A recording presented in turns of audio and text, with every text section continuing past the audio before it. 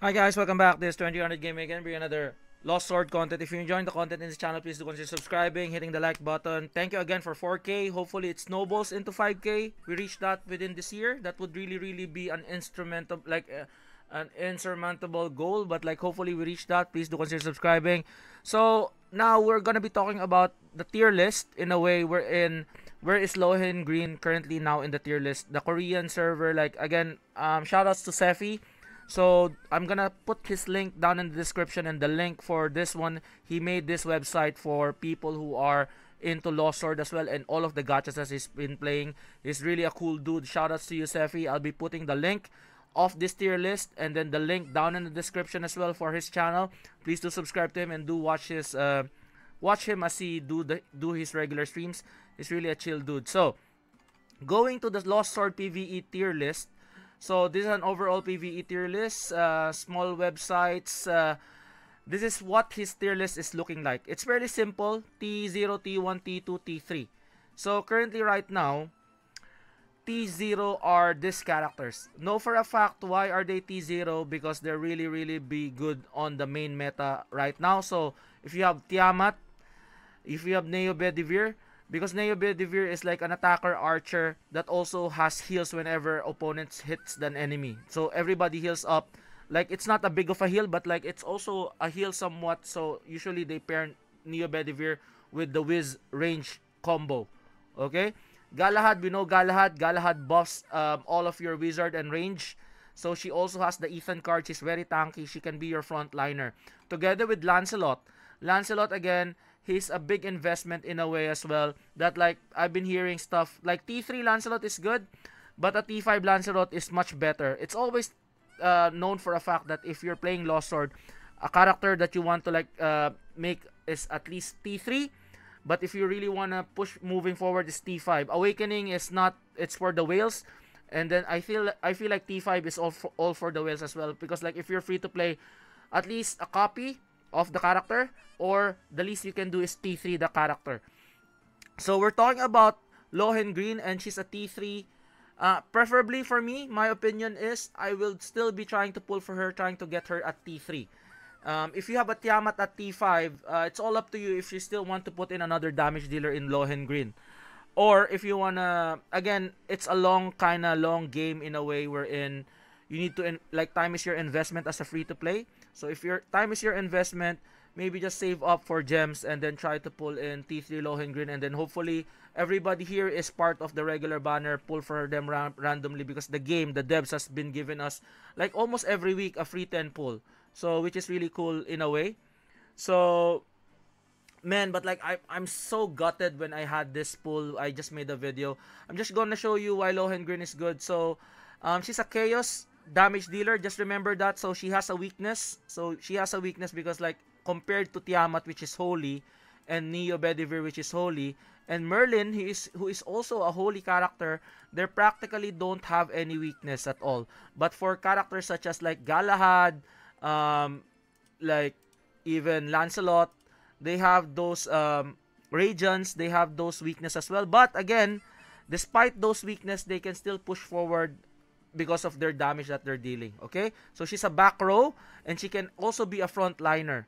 Okay, so the pros on this, I will tell you guys why are the pros. Flexible unit that can both run in the backline and the extra damage as a frontline tank without losing too much damage. Okay, so because again, she has this mechanic wherein she doesn't die, just like an Ethan card, like a built-in Ethan card, just like K, just like K as well. So additional hits works really well for clearing waves and multiple enemies, because again she can nuke, because when she summons the Black Swan, if she dies, the Black Swan dies, or the summons disappear, she will nuke a character or like the whole enemy. Problem is, if you're doing it on auto, you might not be maximizing her damage, because you might auto her and then like that's the last wave, and you might not be able to nuke the second wave of the enemy. So like just be wary of that. Maybe you can use it manual if you really want to maximizing the potential of the nuke whenever whenever this lovely summon is gone. Okay, so her allowing her to start tanking damage right away. So Black Swan benefits from all of the buffs. So when you summon Black Swan, she has the same passives and everything else that Lohengrin gets. So you will have an additional character, and she will be in front. So she will be in the front line. So like when you summon her, she's gonna be in front. She's gonna be tanking the enemy, and then she will be inflicting damage as well, which is really cool. Just like an additional, like Kagebunshin, if you will. But she's gonna be in the front, not at the back. So allowing her to start tanking damage right away. Her ultimate animation isn't locked, so you can instantly use another ultimate right after. Even she clearly benefits from Knight. See, this is what the review is. She can benefit from Knights because again, if you have Diane, she will buff Lohengrin as well. She's a plug and play character that can fit anywhere you need an extra DPS. If you want an additional clear, a DPS on her with survivability, Lohengrin is your lady. Okay, if you want to put Ethan card on Galahad and you don't have another Ethan card to put in, or you want to put in Lost Contract on her, that's gonna be OP. She has Lost Contract on top of that, like, you know, Undying mechanic. So cheat death mechanic is really useful in any type of combat. So the cons, only one. On auto, that's the only weakness that she has. On auto, you can waste her ultimate since the summon timer will continue to tick regardless of what you do. Meaning that you can lose the summon before the boss or the fight. So you like usually if you're fighting a very hard boss, you just do it manually as well. You just be weary that you'll be able to cast her ult, because again, if her ult, the Black Swan, ends, she will inflict a nuke, or if Black Swan dies, she also inflicts a nuke. So be wary of that. So that's what Lohengrin does. So you go to your characters here. Let's see Lohengrin, how she does her stuff. Let's go to Chaos again.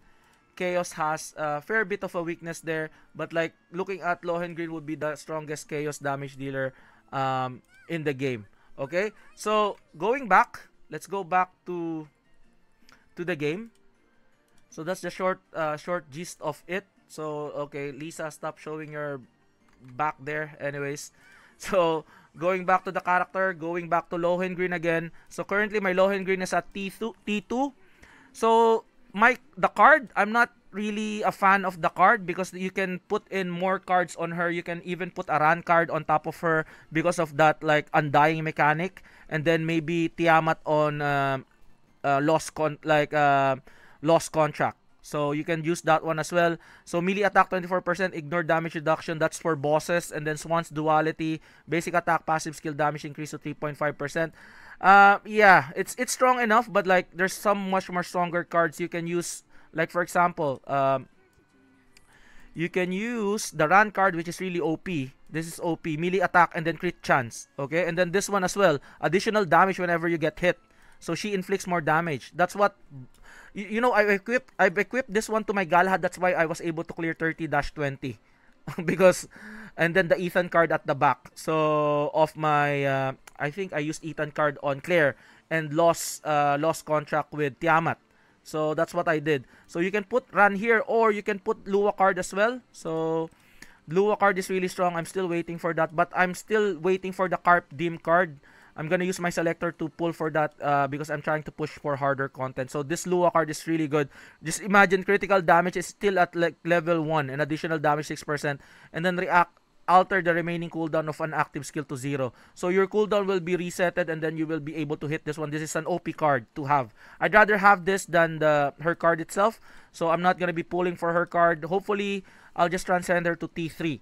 Okay, the pet, I can't really say at the moment, so we'll wait for what our KR bros are saying. But the pet looks really OP because again, basic attacks. If you have a Neo Bedivere, if you have like fast attack speed, and if you have a healer, you're gonna be healing more. Okay, and then with like Lohengrin, you're gonna be inflicting more damage.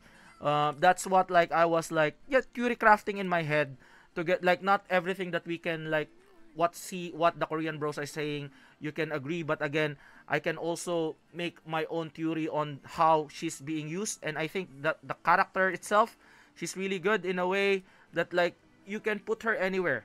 Like I can concur to what they're saying. Okay, so look, this would be a 30-second cooldown. This would be a 12-second cooldown again. Self and summon. The self and summon, she will be able to do this. Inflict damage equal to the attack. It's a 12-second cooldown. It's very fast.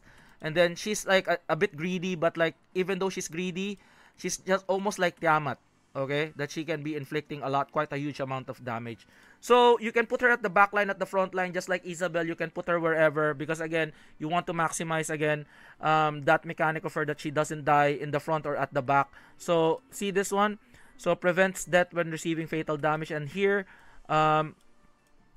so summons Black Swan. So the summons for 12 seconds summons HP and equal to 100% of the summoner's HP. So she will copy the same as the ability of same as the stats of Lohengrin.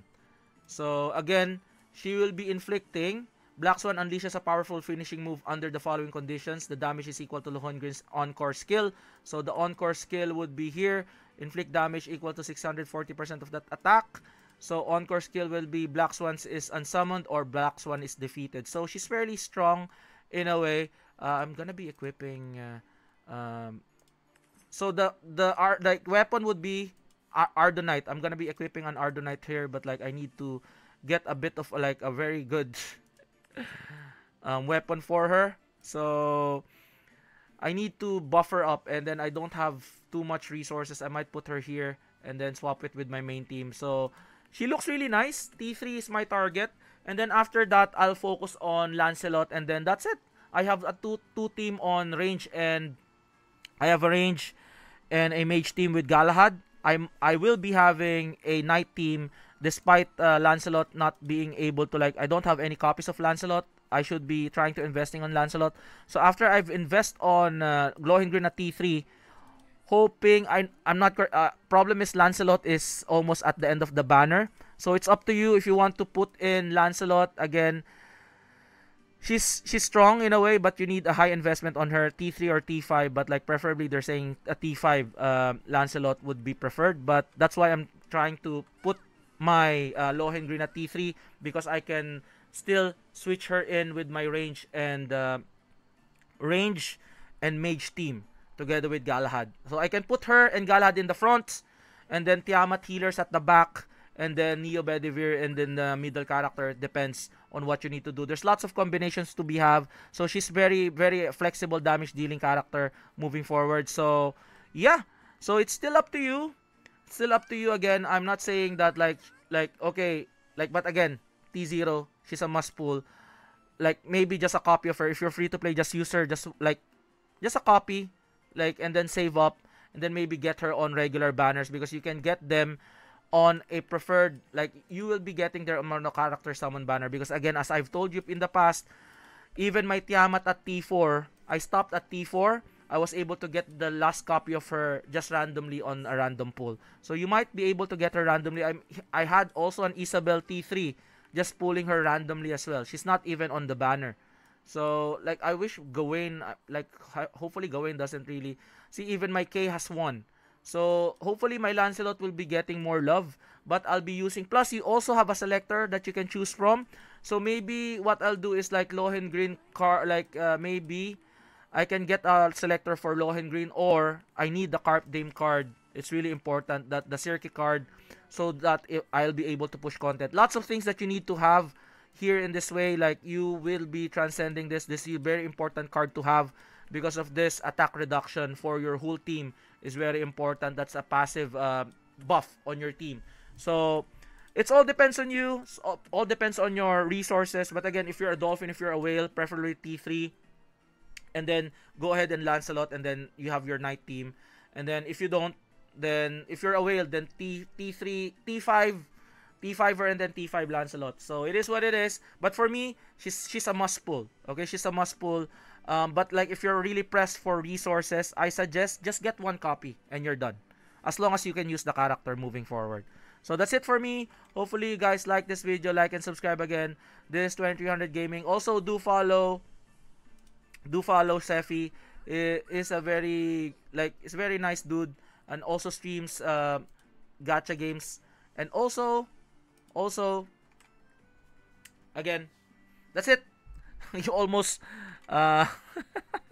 you saw my loading there on all of the videos as I'm cooking right now. So yeah, please do like, subscribe, hit the bell icon, and I'll see you guys on the next one. Peace out. Bye bye.